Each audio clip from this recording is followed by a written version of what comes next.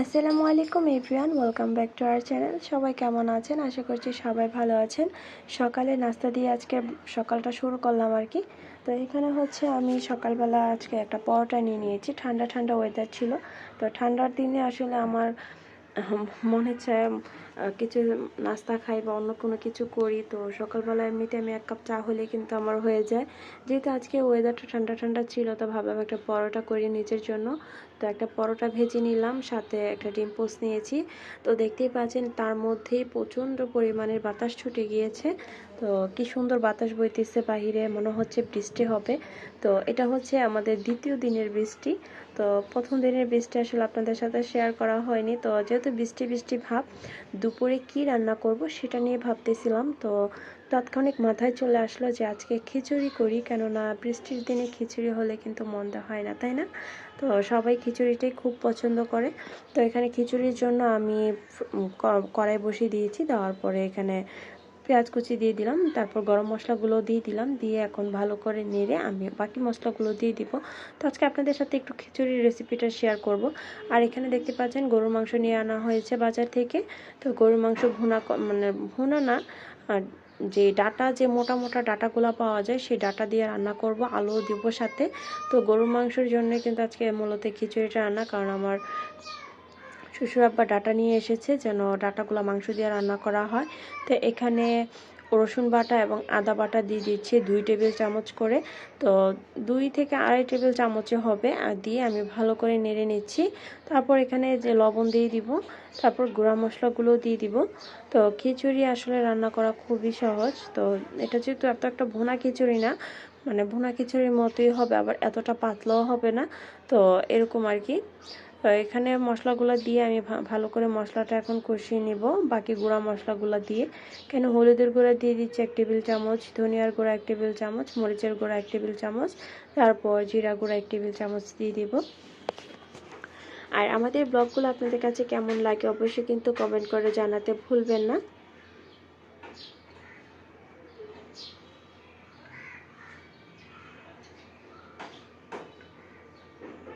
তো এই তো এখন মশলাটা আমি ভালো করে কষিয়ে নিয়েছি। নেওয়ার পরে আমি একটু পানি দিয়ে দিব, যেন মশলাটা ভালো করে কষানো হয়ে যায়।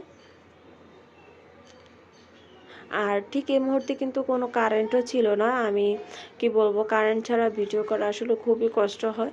আর আমাদের এখানে একটু বাতাস আসলে কারেন্ট চলে যায়। তো এখানে 1 কেজি পোলার চাউল নিয়েছি, সাথে ডাল নিয়েছি প্রায় আধা কেজির থেকেও কম, মানে একটু কম হবে আর কি। তো এখানে দিয়ে আমি ভালো করে এখন চাল আর ডাল একসাথে ধুয়ে আমি এখন মশলাটার ভিতরে দিয়ে দিলাম, পানি ঝরিয়ে নিয়েছি কিন্তু।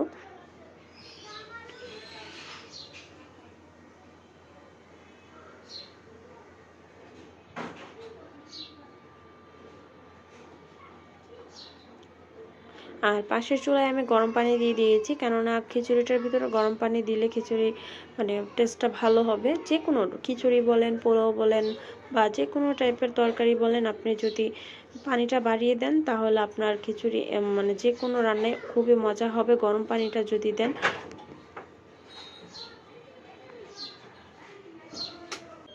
তো এই তো গরম পানি মানে চালটাকে ভালো করে আমি ভেজে নিচ্ছি। আমি পোলাও কিংবা খিচুড়ি যেটাই বলেন, বিরিয়ানি বলেন, আমি চালটাকে খুব ভালো করে আগে ভেজে নিই, কারণ এই ভাজার মধ্যে যে গ্রানটা বের হবে তাতে কিন্তু আপনার খাবারটা মজা হবে।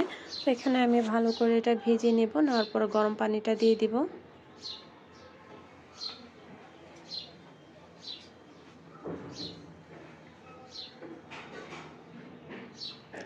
তাই তো আমার পাশের চুলায় গরম পানিটা হয়ে গিয়েছে। না হয় আমি ইলেকট্রিক কেটেলে আমি গরম পানিটা করতাম, কিন্তু এখন কারেন্ট ছিল না, যার কারণে চুলায় বসিয়ে দিয়েছি, বসিয়ে গরম করে নিয়েছি।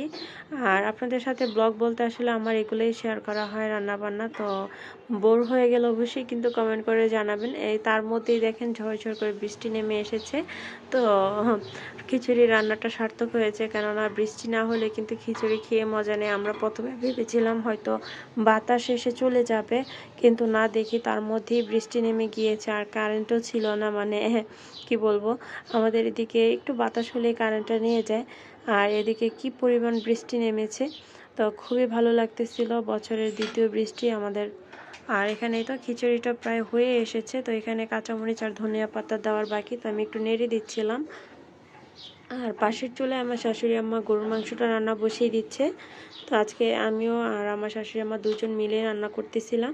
তো এখন কাঁচামরিচগুলো দিয়ে একটু নেড়ে চেড়ে নিব।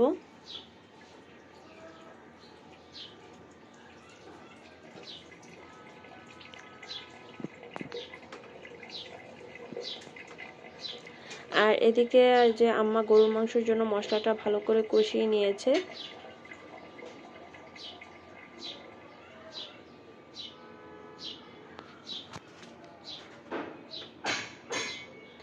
আর আমার খিচুড়ি রান্না করা শেষ, এখানে আমি ধনিয়া পাতা দিয়ে দিয়েছি। তো এখন একটু নেড়ে তারপর ঢাকনা দিয়ে রেখে দেবো, যেন ধনিয়া পাতার যে ফ্লেভারটা আছে এটা খিচুড়ির ভিতরে ঢুকে যায় আর কি। তো দেখতে পাচ্ছেন খিচুড়িটা কিন্তু এত ঝরঝরও হয়নি বা এত মানে পাতলাও হয়নি, মোটামুটি আছে। এই খিচুড়িটা খেতে কিন্তু ভালো লাগে। আর এদিকে গরু মাংস বসিয়ে দিয়েছে, আমি প্রেসার কুকারে ঢাকনাটা লাগিয়ে দিয়েছি।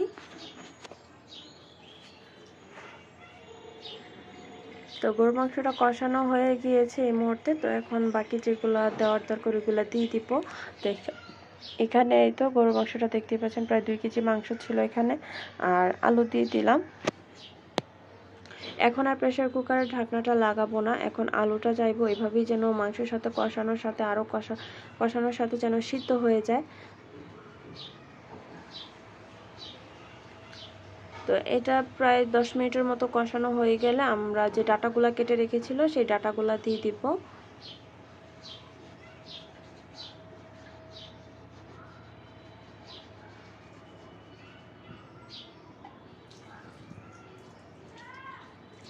তো এখন ডাটাগুলা দিয়ে আরও ভালো করে কষিয়ে নিব, নেওয়ার পরে ঝোলের পানিটা দিব।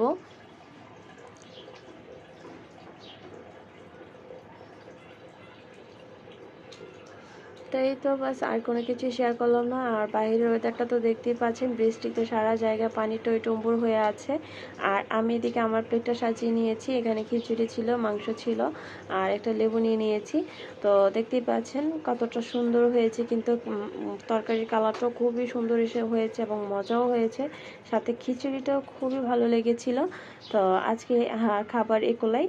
তো আপনাদের আজকে কেমন লাগলো আমার এই ব্লগটি অবশ্যই কিন্তু কমেন্ট করে জানাতে ভুলবেন না, এবং আমাদের চ্যানেলটি সাবস্ক্রাইব করতে ভুলবেন না। সাবস্ক্রাইব করে অবশ্যই পাশে থাকা বেল আইকনটি প্রেস করে দিবেন অল বাটনে, যেন আমরা ভিডিও ছাড়ার সাথে সাথে আপনার কাছে নোটিফিকেশন। তো এই তো এখন আমরা খাওয়া দাওয়া করতে টেবিলে বসে গিয়েছি। তো আমারটাই শেয়ার করলাম, বাকি আর কাউকে দেখালাম না, কারণ সবাই একে একে খেয়ে দিয়ে উঠে গিয়েছে। তো এখন এখানে আমি, আমার যা, আমার ননদ, আমরা 3 জন একসাথে বসেছিলাম খাওয়া দাওয়া করার জন্য। তো এখন আমি খাওয়া দাওয়া করতেছি আর কি। তো এই আর কি, আজ রান্না বান্না বা ব্লগ এ পর্যন্তই। আর কি বলবো, আমার ভিডিওটি যদি আপনাদের কাছে ভালো লেগে থাকে অবশ্যই কিন্তু আত্মীয় স্বজন সবার সাথে শেয়ার করতে ভুলবেন না।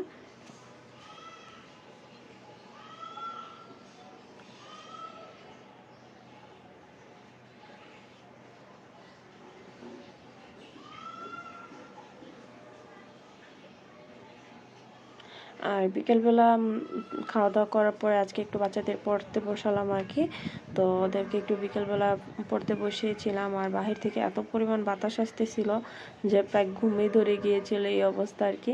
তো ওদেরকে পড়ানোর পরে সবাই যে যে যার যার মতো যে মানে রেস্ট নিবে আর কি। তো ভাবলাম যেহেতু বসে আছি আর ওয়েদারটা খুব সুন্দর, তো ওদেরকে একটু পড়িয়ে নিই। আল্লাহ হাফিজ।